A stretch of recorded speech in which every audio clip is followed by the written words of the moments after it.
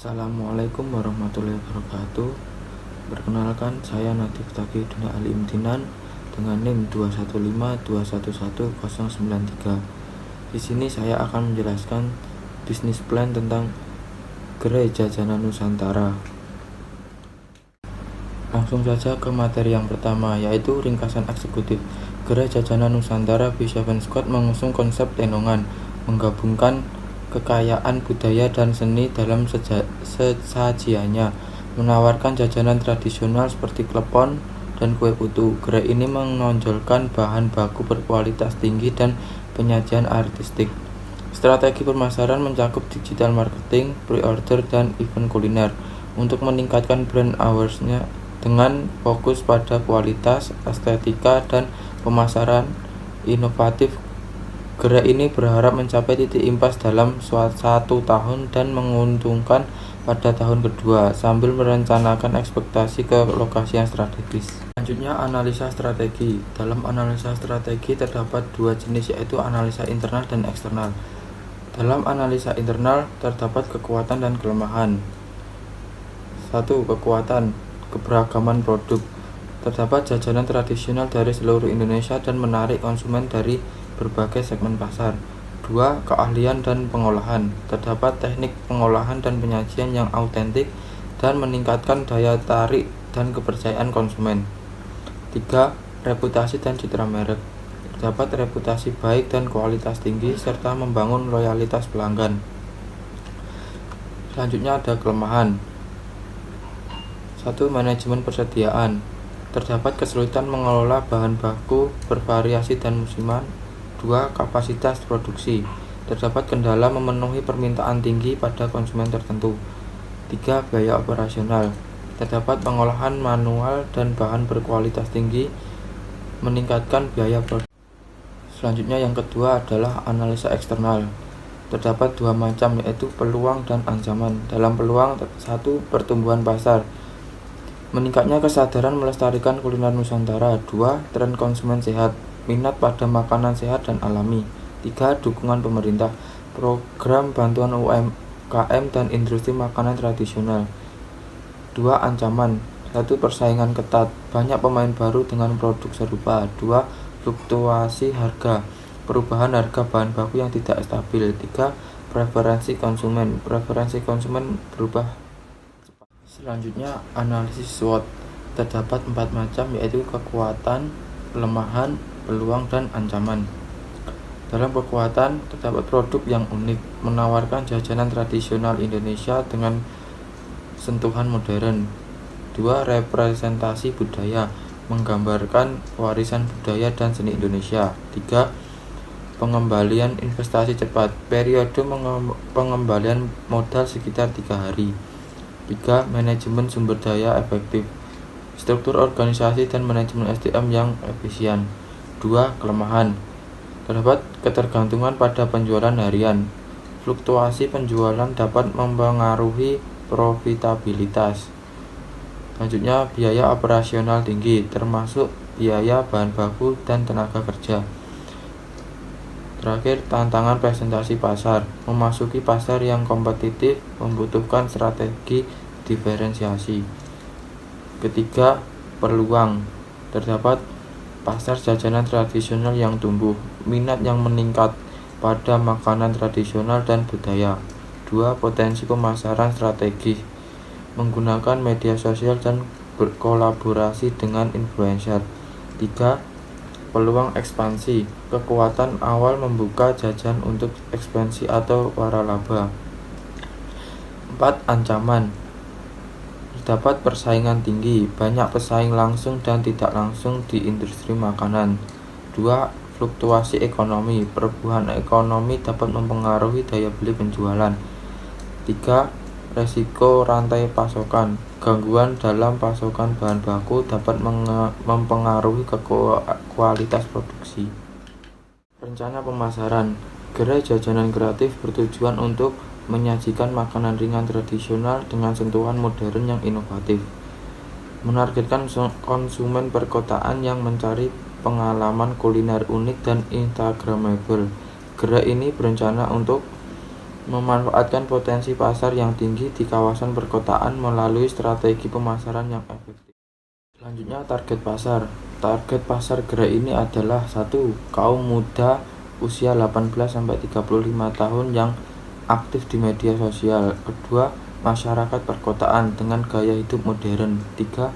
Wisatawan lokal dan internasional yang mencari pengalaman kuliner unik. Strategi pemasaran. 1.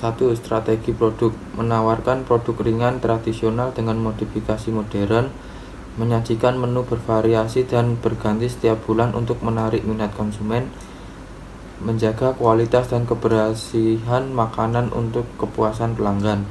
Kedua, strategi harga. Menetapkan harga yang kompetitif dengan memberikan value for money dan menawarkan paket promo dan diskon pada hari-hari tertentu atau acara khusus. 3. Strategi promosi. Memanfaatkan media sosial Instagram, TikTok, Facebook untuk promosi dan interaksi dengan pelanggan. 2. Bekerja sama dengan influencer kuliner untuk review dan promosi. 3. Mengadakan kontes dan giveaway di media sosial untuk meningkatkan engagement. 4. Berpartisipasi dalam acara atau festival makanan untuk meningkatkan brand awareness. Selanjutnya, 4. Strategi distribusi. Membuka gerai di lokasi strategis yang mudah diakses oleh target pasar. 2. Menyediakan layanan pesan antar melalui platform delivery online, GoFood dan GrabFood. 3. Menawarkan layanan catering untuk acara-acara khusus. 5. Evaluasi dan kontrol. Melakukan evaluasi bulanan terhadap hasil penjualan dan efektivitas strategi pemasaran. 2. Menggunakan feedback pelanggan untuk perbaikan layanan dan produk. 3. Menyesuaikan strategi pemasaran berdasarkan tren dan analisa pasar terbaru. Dengan strategi pemasaran yang terencana dan pelaksanaan yang tepat, gerai jajanan kreatif memiliki potensi besar untuk menguasai market share yang signifikan. Fokus pada inovasi produk dan promosi kreatif di media sosial akan menjadi kunci kesuksesan dalam menarik dan mempertahankan pelanggan. Selanjutnya, rencana organisasi dan manajemen. Gerai Jajanan Nusantara B7 Squad menerapkan sistem penggajian berkala dengan minimal upah Rp1.200.000 per bulan, mencakup gaji pokok, tunjangan, serta insentif dan bonus berdasarkan kinerja. Evaluasi gaji dilakukan setiap 6 bulan atau setahun sekali untuk penyesuaian berdasarkan kinerja, tanggung jawab, dan masa kerja guna memastikan keadilan, motivasi, dan kesejahteraan karyawan. Selanjutnya, manajemen. Dalam Gerai Jajanan Nusantara terdapat pemimpin atau manajer umum yaitu Nadif Taqiyuddin Alimtinan, manajemen pemasaran Muhammad Azam, manajemen keuangan Bariana Uci Febrianti, ahli kuliner atau koki Sania Fajarini, staf administrasi Adila Rahmawati, staf layanan pelanggan Silviana Nurhilmawati, dan staf kebersihan ada Absari Anissa.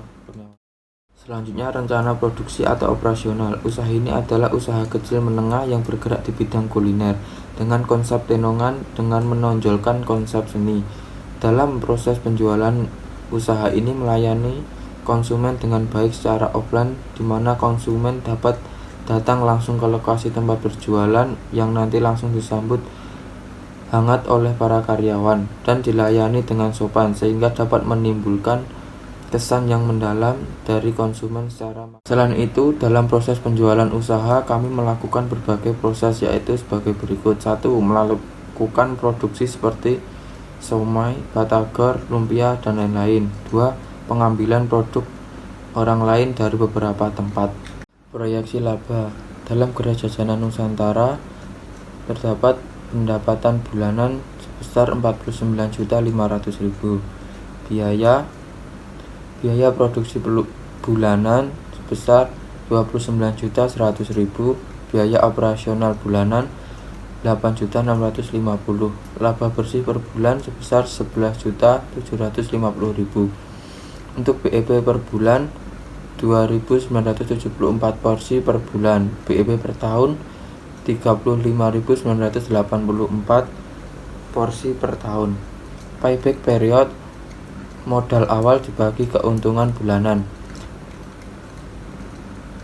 40 juta dibagi 11.750.000. Payback period sebesar 3,4 bulan. Materi yang terakhir adalah bisnis model kanvas, dapat dilihat pada gambar di atas.